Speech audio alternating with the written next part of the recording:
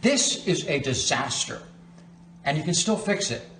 You made a promise to protect the LGBTQ community. Call me.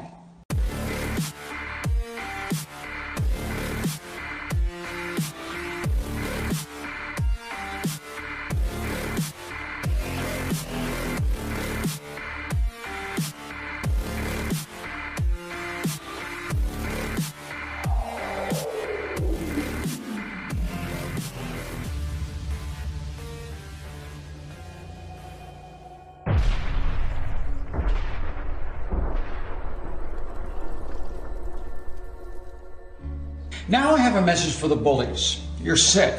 And because you're weak, you pick on kids, you pick on women, or anyone else you think is vulnerable.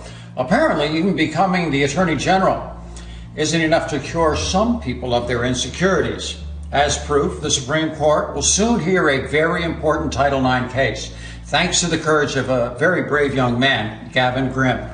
Mr. President, we'll see you in court. Finally, I have a message for President Trump from, well, one Republican to another. This is a disaster, and you can still fix it. You made a promise to protect the LGBTQ community. Call me. Shame on you! Outrage in the streets of Anaheim, California. Hundreds of protesters demonstrating. Some smashing windows and vandalizing homes, demanding the firing of an LAPD officer who pulled a gun on a group of teens. Tonight, new video showing more of that heated altercation between the off-duty police officer and this 13-year-old boy. Let go of me. No, I'm not letting go of you. Let go of me. The Los Angeles police officer was reportedly upset that this group of teens had repeatedly walked across his lawn. The boy claims the officer insulted a female friend. No, I said, respect the girl. And the officer believes he heard a threat from the 13-year-old. You shouldn't have made the threat that you were going to shoot me. I didn't say that. The fight escalating, and another teen pushes the officer over a hedge. As the officer struggles with the group, he reaches for his gun and fires a shot. The 13-year-old spoke to Telemundo. I thought I was gonna die, like, right there. Because I thought he was gonna shoot me, because he was, like, mad. Police arriving minutes later, questioning the officer, but only arresting 2 teens who were later released. There was insufficient evidence at the time to prove the officer's actions rose to the level of a criminal act. The FBI claims Robert Hester Jr. is a would-be terrorist planning a bombing spree on a scale he believed was 10 times bigger than the Boston Marathon attack. The alleged mission of a U.S. citizen with a brief stint in the U.S. Army, a President's Day terror massacre targeting buses, trains, and a train station in Kansas City. But it was all a sting. The FBI locked in on Hester after he allegedly began posting ISIS propaganda and declarations of jihad on social media using a number of aliases, including Jannad Mohammed. He opened himself up to being contacted, was very anxious to, be recognized, and kind of walked right into this trap that was set for him by the FBI. Hester allegedly bought copper wires, batteries, and roofing nails for pipe bombs and was shown 3 AK-47 assault rifles and 2 handguns. When an FBI undercover agent posing as an ISIS terrorist said the bloody plot was, quote, going to bring them to their knees, Hester allegedly responded, "I can't wait. I can't wait." The protest camp near the Dakota Access Pipeline was cleared out today. About 24 people who ignored orders to leave were arrested. Protesters set up the camp last August to block the pipeline from being finished near the Standing Rock Indian Reservation. Tribes say it threatens their drinking water and cultural sites. An executive action from President Trump helped clear the way for the pipeline's completion. Planned Parenthood has scored 2 important victories on keeping its funding. A federal judge in Texas says the state cannot kick out the charity from its Medicaid program, at least not without a full trial. Texas tried to defund Planned Parenthood amid allegations the organization tried to illegally sell fetal organs. But the judge expressed skepticism over the state's evidence, adding that defunding the agency would deprive thousands of patients of needed health services like cancer screening. Similar defunding efforts have failed in several other states as well. And in Virginia, the governor has vetoed a bill that would have blocked state funding for clinics that perform abortions for women not covered by Medicaid. He vetoed the same bill last year, but the bill's sponsor is hoping the General Assembly will override the veto later this week.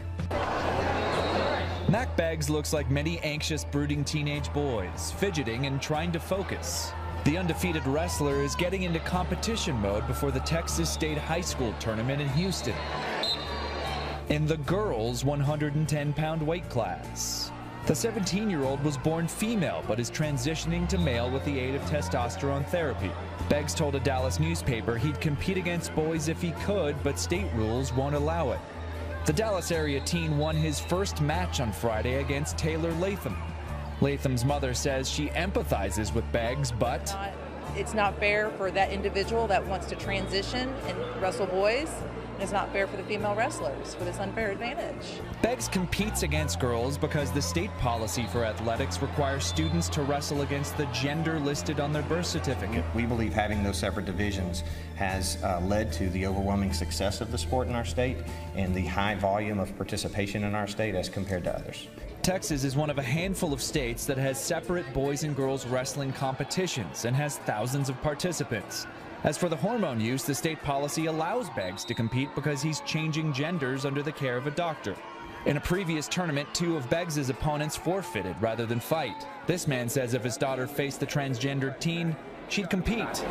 No, she's never backed down from a wrestling match, and she's not going to start today. Beggs is suddenly in the limelight, caught in the whirlwind of a fiercely political issue, and is unsurprisingly shy of the national media attention and cameras trained on his every movement. It doesn't really bother me if, like, a girl's in the boys bracket or something, so. I don't know. I've never heard of an athlete being allowed to use enhancements of any kind, so I was shocked. And if she thinks that she is capable to compete with the boys, then she should be able to compete with the boys. Real hope and real change for America bellowed from the Conservative Political Action Conference in National Harbor, Maryland. If you want to see the Trump agenda, it's very simple. It was all in the speeches. We got to mobilize. We got to march forward as if it's the most important time in the history of our movement, because it is. Men and women of this movement, there is no time like the present. So make your voices heard. Meanwhile, as WorldNet Daily reports, exorcists, witches, and occultists in a number of magical groups are announcing plans for a ritual designed to bind Donald Trump and all who abet him. The rite, requiring a stub of a candle, a pin, salt, matches, a tarot card, a feather, and other odds and ends, calls on spirits to ensure President Trump will fail utterly. It also includes burning a picture of the commander-in-chief, visualizing him blowing apart into dust or ash. Participants apparently have the option of using a baby carrot instead of an orange candle. Among the various spirits invoked are the demons of the infernal realms. Those infernal demons appear to walk among us in the forms of Nancy Pelosi, Chuck Schumer, and George Soros. Truly, witchcraft may be the last avenue to defeat the majority of the will of the American people that the Democrats have left.